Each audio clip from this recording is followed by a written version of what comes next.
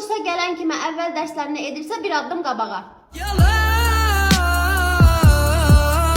Kim yemək saatında boşqabını tam bitirirsə bir addım qabağa.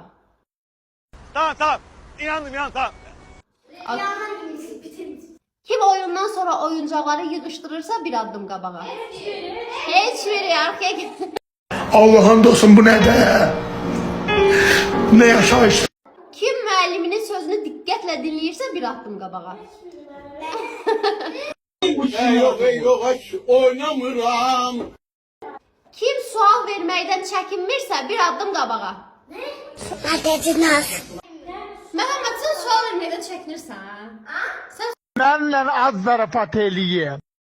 kim bugün tapşırıqlarını tam bitiribsə bir addım qabağa. Bilirəm sən də yorğunsan, sən də daralısan, sən də bunalısan. Kim yeməkdən əvvəl və sonra əllərini yuyursa bir addım qabağa. Mən yorulmuşam, artıq mən danışa bilmirəm. Kim kursda ən çox əylənirsə bir addım qabağa.